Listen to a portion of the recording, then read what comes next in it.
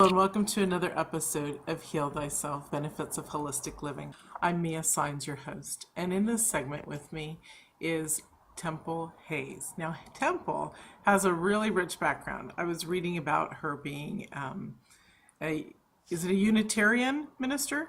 And anyways, I, before we get into it, here's Temple. Welcome, Temple.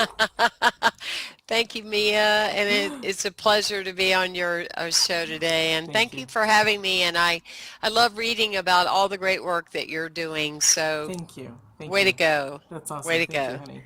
Thank you.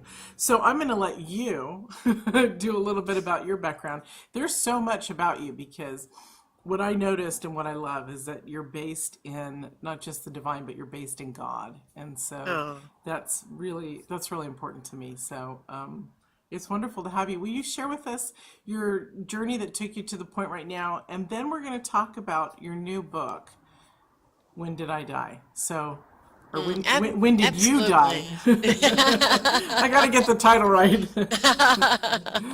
Well, we get the point, that's for sure. So, well, I was born in 1958, actually, and so I was born in a time, previous to internet and social groups and meetup clubs and all that kind of thing. And I think that's always important to say. And so when I was born, I was just automatically a mystic. I asked lots of questions. I wanted to know why we did certain things. I was deep, a deep thinker, and I could kind of see through energetically people, their lives, and I could read often, Mia, when their body language didn't really match the words they were saying, and those kind of things. And I could feel like when people weren't really living in their truth, if you will. I don't know that I assimilated it that way when I'm 5, 6, 7 years old, but I definitely felt a disconnect a lot. And that being said, I wasn't always welcomed as a trailblazer. It's not like my parents thought, oh, we have a child that seems to be a little different, let's send her to the mystery school. Yeah. And so I met up with a lot of adversarial experience, if you will. Not necessarily that people didn't, think I was interesting, or it wasn't like they were intentionally cruel to me or anything, but because through the mirror of how I saw them so disconnected from me, I felt at a very early age a real odd type of being, right? And I thought for a number of years I had convinced myself that I was adopted. And I will tell you, up That's until I funny. was around middle 40s, I would say to my mom just about every other year, I was adopted, right? And she would go, no. And so finally, she said, will you please give that up? It's not true. But that's how I felt. I felt like I was this little foreign object, dropped into this little small town with a little small reality. I grew up in a culture that everyone that was practicing anything were Southern Baptist, and there was a great sense of self-righteousness and hypocritical energy around that. And I wanted to know why. I wanted to know why I didn't really understand the philosophy and how it didn't work for me. And, if you question something that doesn't want to be questioned, you're wrong just sitting in the question. So all that being said, I did. I had some horrific times, a rageaholic father, parents that spent their lives trying to figure out why they were together in the first place. And so there was a lot of woundology around that, a lot of pain. I loved animals. They were my medicine. My father killed a number of them, a lot of violence. And I didn't even tell in the book a lot of the violent things of how bad it was because I didn't want it to be then such a victim story that I'd Right. lost people along the way to hear what I really feel like, came out as time went on. But anyway, having said that, because of that early age of rejection and abandonment, then I started doing that to me. I started rejecting and abandoning me. And so when I got the message, don't drink, it's like, I'm rejecting that idea. Don't smoke, I'm abandoning that idea. That's what I'm going to do. And even though both of them made me violently ill, I went on to do both for a number of years, more years than I, need to even say, but too many. Yeah. Yes. It's totally amazing how our upbringing. You know, we can choose to live in victimhood or we can choose to thrive. Yes. And when we thrive, we're totally brilliant. My childhood was very aggressive too. And let's just say aggressive. You know, and I've talked about it before, but there is a time when it's like, okay, enough is enough. Go watch old videos. Yep. Not me go, you know. So I totally honor that you kept your book at a specific level. And regarding the mysticism, share with people before we get into your book about and other questions about the difference between, okay, spiritual beings are mystical and they're God loving and they're spiritual loving and they're divine loving. It's just different words that our society puts on stuff. Will you share a Yes. little bit about that? Because you were raised in a Southern Baptist religion community, and so that's very powerful unto itself in a different way. But when we release and we step outside of all these four walls of what mankind says we have to do, and we Hmm. allow our essence to just, our divine being within ourselves to take over. I still call it God, you know, that's just me. Hmm. Some people call it the universe source creator. We all have different words. I try to match other people's words at times. Talk a Hmm. little bit about that, about how, I just feel you'd be a great person to talk about the presence of love. You know what true spirituality is. You know, it was formed within religions, but mankind took it over. So, Right. Well, I love what you're saying, and I love how you're identifying with how many people still sit in the question about our connection. You know, like often people will say, well, I've decided to become spiritual. And it's like, okay, I applaud you. That's great. What you're saying is that you are now willing to participate in your spirituality because you have always been spiritual.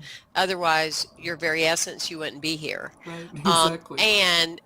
You know, you woke up breathing and you went to bed breathing and you're interwoven fabric of this whole entire universe. So we don't get spiritual. We are spiritual. From that moment of the beginning of whatever that beginning is, we're always spiritual. And with what you're saying, it's like I was telling a class last night, we were talking about spiritual values, and all of us live at the beach, and I said, you can go over to the ocean and you can fill up a cup with ocean water, and you can walk away from that, and you can be unwilling to call it ocean water. You can say, well, I'm not really going to call it ocean water. I'm going to call it salty water. Or you can say, I have a half cup of water, or I have water. It doesn't really matter what you call it. What is that you have ocean, and the same things that are in the ocean, you have in that cup. And that's how I see my relationship with God. I can say creator, I can say universal truth, I can say, Dr. G. I mean, my spiritual guide, Yeah. whatever I call it, it's God. At the end of the My day, love being. my love being, at the end of the day, it's the same thing. I am made of the essence of the same thing. And life is, like you're saying, often people will say, well, my life isn't working. Well, what I really know they're saying is they're saying, I don't know how to work with life, so my life isn't working. But life is always working because we're working with these natural laws. And the other thing, when we talk about God, because to me, I talk about God, and I'm just grateful to be alive, so I am going to talk about why Yeah. I feel I am. But having said that, I love it when I meet atheists because I don't need to make them wrong. I just say to them, every atheist I met is a bigger billboard for God than most people I've met that are practicing some kind of spiritual practice because you're always telling people what you believe God not to be. So in a way, you're like a God promoter, but just in a different way. And more often than not, when people say they don't believe in God, What they're really saying is they don't believe in the God that somebody taught them about when they were little, Right. which you and I know is very different from what God is to us. Right. Right. So I'm Exactly. grateful. I'm grateful that you are in that conversation and that you're actually teaching people about what we're made of, because life is very painful and struggle oriented when we don't get that we're coming from the same essence. Exactly. And when we do get it and when we do embrace it, it's a new window opens up, a new revelation, a new experience, a new life. Exactly. And that's what happened to me when we talk about from tragedy to triumph, Yeah. is that I knew I had a connection with God. I found it in nature early as a child. I knew that I could think about or pray about something and it would show up in my life. I knew that kind of relationship with my higher power. There's no doubt about it. But over time, I started getting discouraged, and because I was learning a formula from my family and other people, then when something bad would happen in my life, I'd go, whoop, God isn't there. Oh, where was God? Then another bad thing. Oh, where was God? God was out to lunch. Nobody was home. I'm in it all by myself. And so what I did, Mia, is I wrote down all those events in my life where I was, oh, poor little me, where was God? And I looked at them from a different angle, from an open heart of possibility. And I saw every event in my life. It was perfect in the way that had happened because it helped shape me to do the work that I literally came into the world to do. Exactly. My words exactly coming out of your mouth. I love that. I love that. I love that because so many people have had the dysfunction in their life. And instead of embracing it to now understand the true light that comes out of us, I'm so grateful for that experience. I am so grateful because I can help people shift and move and change and make my own life glorious. It's really, and I might not have been such a rock star like you. I mean, you're really amazing. I Oh, love every word that comes out of your mouth. yeah. Thank you. People might not embrace themselves enough and get past their garbage if they haven't had it. Our soul asks for certain lessons in life, and for some of us, it was having a difficult childhood. It was So, our great training. We had great training so that we can do the work that we came in the world to do, and people can feel that, and that was, Mia, why I was so willing to share um, those levels of myself in the book, because I didn't want people to think, here we are, yet another person writing 7 steps, 6 steps, 5 steps, 8 steps, without really having had many life experiences to talk about, right. or an unwillingness to share, well, how did you get from A to B? Because I do believe, like you're saying, we can all get there, but it's certainly helpful to hear that sacred storytelling, which is why your show is so successful, because people, we are healed from hearing stories. And it's great medicine when we hear, other people talk about what we've gone through. And I've had a number of people through the years as a coach or as a shaman come to me and say, I want to do great things in the world, but I have these problems and I have this and I have that. And it's like, well, of course you would have. Of course you've gone through some times of challenge and hardship, because as you grow into doing your work, then you will be able to identify with those people. I never meet a Exactly. Southern Baptist that I don't go, I get it. Yeah. you know, Not that that needs to be, we don't need to make that population wrong. It's Yeah. just how do we integrate the best parts of that and within ourselves to move forward in our lives. But anybody that's had a sense of separation from religion, religiosity, and their family, see, I get that. And so I don't just say, well, do a prayer and it will all go away, because I'm able to offer depth of understanding for that because of the path I've walked. And that's not just true for me, Temple, it's true for everybody. Right. We're in a Exactly. glorified training school, aren't we? Yeah. Absolutely. And how do you want to be trained? Do you want to be trained with love and amazing things, or do you still want to ride the credmobile? That's a terrible thing to say, but The struggle wagon. thank you. That's it. Yeah. The struggle Yeah, wagon. exactly. Exactly. All right, let's talk about your book because this is a very cool title. It is very mystical. It's very spiritual. It's my thing. So let's talk about It's when my thing. when did you die? Mm. 8 steps to stop dying every day and Hmm. start waking up. And I really wanted to address that. First of all, I know that this book has been lying dormant in me for many, many years, and it kind of is the path of my life because like so many people in our society today, I died at a very early age. And again, we're not talking a physical death. And that was why I wanted the title to be what it is, kind of like as a paradigm shift or a shocker, because people go, when did you die? Well, you don't look dead on the cover of the book. Because so many people in our society were uncomfortable talking about, many people don't even believe that we are going to die physically. But as we know life today, it appears we are. But that being said, that doesn't need to be, in my opinion, our biggest concern. Our biggest concern needs to be not dying while we're living.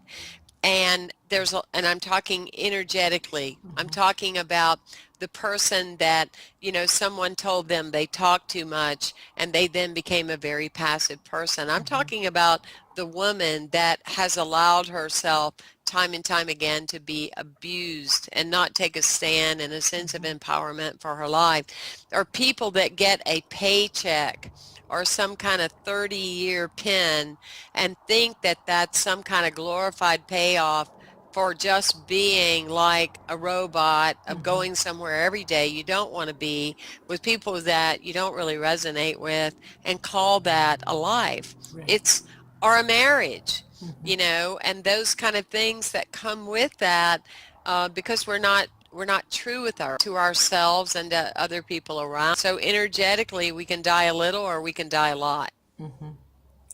Awesome. Thank Yeah. you. About 8 years ago, I totally changed my life because I was on the path of dying. I was given 2 years left to live. My organs were beginning to crash. I'd been in an accident years before. Wow. But I also recognized my spouse at the time, who I'd been married to since I was 18, was dead, more or less. He was older than I am, and and I wanted to live so desperately that I took the leap of faith that I saw that was ahead of me, that I could do, and it totally shifted my life. So coming Wow. from a place of, and literally for about 8 years after 9/11, I was in like a walking coma. I slept a lot. I was not well. And today I should not be doing the things that I do and who I am, but that's a lie. That's a lie about mankind and our spiritual essence. It's totally a lie. So thank you for writing this book. Thank you for taking the time because I know how hard it is to sit down and write a book when you're busy with your clients and you're busy with your shows and you're busy with this and that. Just, you have a radio show and you do tons of interviews too. So I really respect you for this. Thank you for writing this book. Oh, thank you. Thank you So so it's much. very powerful.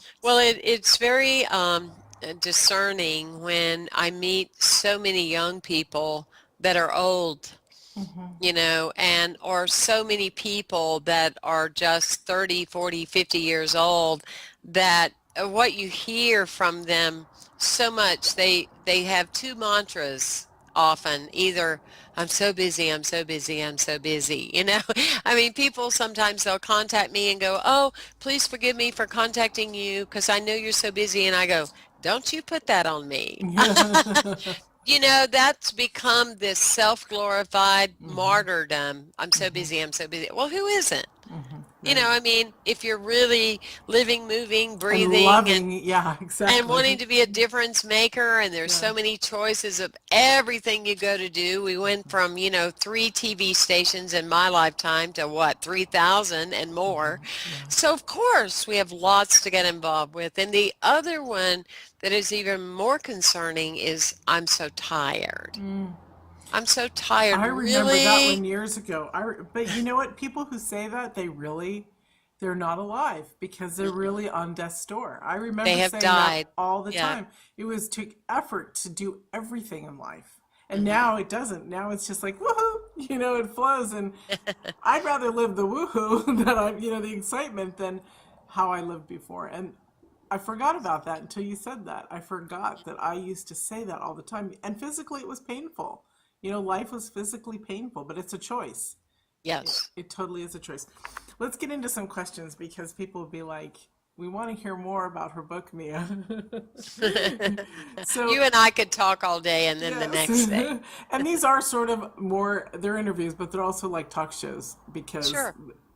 when you're with Mia, you gotta talk. So, That's right. We're letting it happen. so let's talk about one of the things about your book is well, there's so many, and I'm looking at. I have questions, everybody, for her, like 27 of them.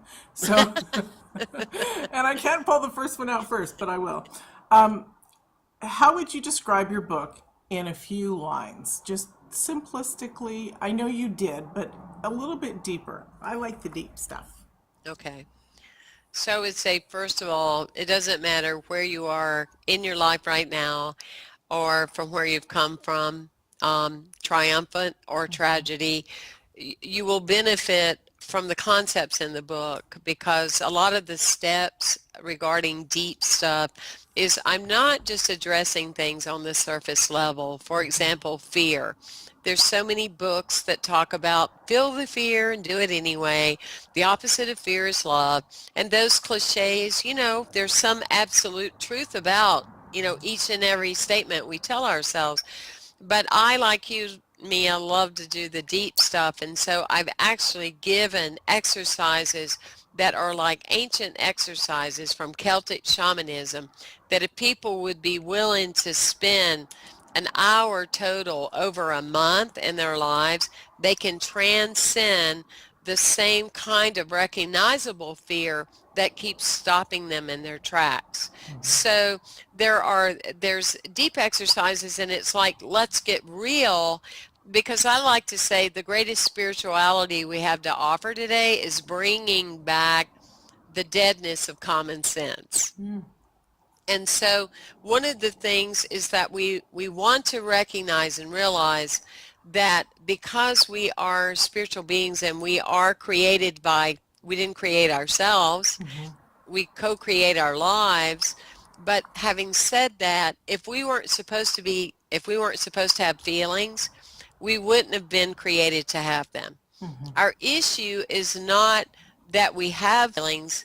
Our issue is that we're trained to disown them from the To, very beginning. And as much as people know, as many assertive classes as parents have gone to, as many psychological awarenesses that we have, step 1, 2, and 3, we'll still find a young boy, young girl who says, I'm afraid. And we tell them, well, you don't need to be. You're supposed to be a big boy or a big girl. And an example of that is that having said that, I went to do a house blessing at a home of a 9-year-old little girl, and she wanted me to see her room, and she wanted me to see on her nightstand that she had these favorite rocks. And I said, what are those for? And she said, I have to have those because I have big nightmares at night and these scary things, and I get really afraid.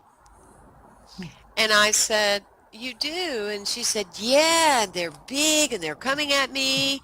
And I said, well, what do you love to do? And she said, oh, I love to draw and I love to paint and I draw and paint, a lot. And I said, have you ever thought that maybe the things you're seeing in your sleep are the things that you're supposed to draw the next day? And she looked at me and she said, I didn't think of that. And that was a year ago. And I talked to her mom recently. She's never had another bad dream. it's You brilliant. know, innately, children have those kind of experiences, but because we train them, first of all, it's wrong to have them. First of all, it's not real what you're having, and we never validate it.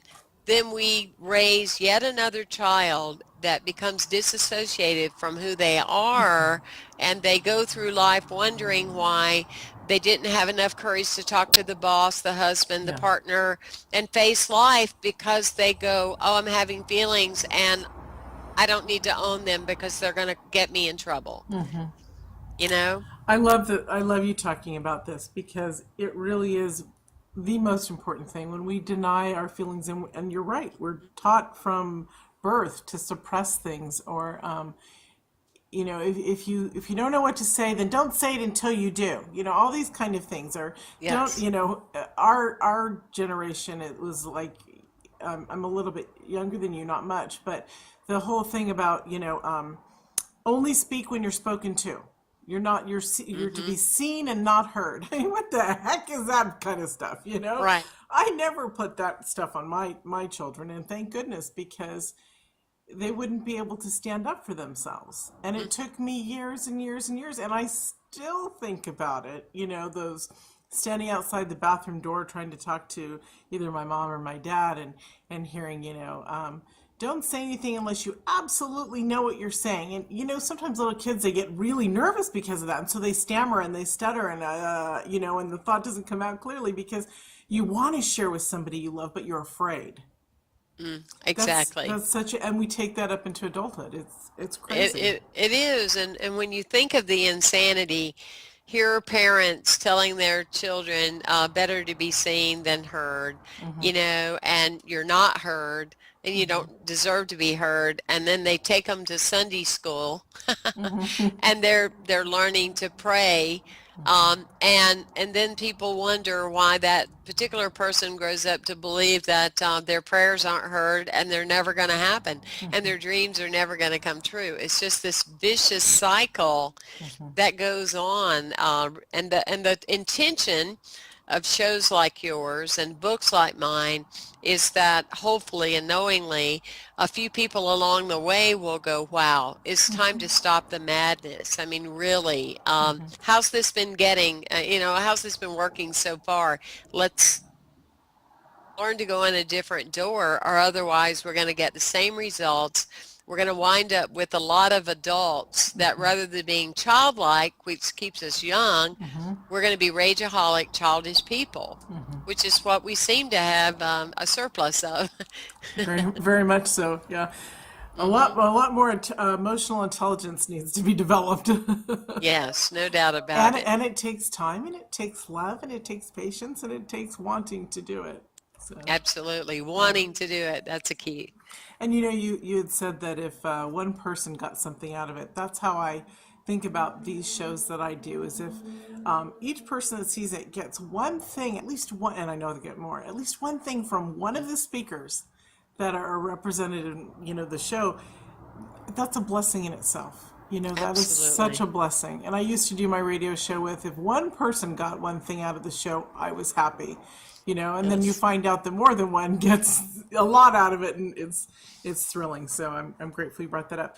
Now, can you share with us what are some of the spiritual and shamanic traditions that you have featured in your book? Because there are a lot of the people watching this are in the spiritual realm, or the holistic side coming into Hmm. spirituality. So I want people to understand exactly what they're going to get, because it's really important.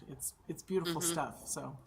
Well, one of the chapters of the book, I felt so strongly about energy and the lack of that people tend to have, is I give a lot of my secrets away, and how I have been in recovery in sobriety since I'm 29 years old, and how I have transformed over time and learned a lot of different things to do both in nutrition and in everyday life, that I just thrive with energy. I have more energy in my 50s than I ever had in my 30s. Mhm. And so that's one thing, that they're going to have lots of nuggets that they can use on a daily basis that will support and help them. The other area is that when it comes to shamanism, I give people some suggested rituals that take 8 minutes a day, maybe at the most, that if they're willing to do them over a course of 30 or 60 days, They will begin to see that they're more centered, they're more grounded, and they have a greater sense of self. In other words, you cannot do the ritual and not be changed. It's just not Right. not possible. But like you, Mia, I do see the value in doing things consistently over a course of time because we want to break through or get to see the benefit, long enough. Yeah. That's awesome. Thank you.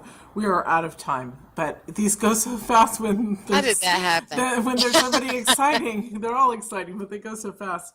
Would you like to share your free gift with us? I would love to. For those of you that contact me at my website, templehayes.com, that's Hayes, I would gladly send you a free introduction of the book, When Did You Die? 8 Steps to Stop Dying Every Day and Start Waking Up. Awesome. And we also have Temple's information on in the credits and in your daily email. So, what would you like to leave the audience with? One nugget of juicy goodness. Well, one of the things I'll say is let's do this again real soon. Because Awesome. it's been such a pleasure being with you. And I would say that the easiest thing to remember wherever you are and whatever you're feeling right now is you get in life what you bring. So if you seek more joy, bring it. If you want love, bring it. If you want people in your life that you can trust yourself. That everything is within. And that's the secret to the riches and the abundance of what God has in store for each and every one of us. It's beautiful. Thank you. Awesome. Thank you so much, Temple. It was lovely to have you on. Oh, thank you, Mia. Thanks for having me. Thank you. And thank you all for joining us, and we'll see you in another segment.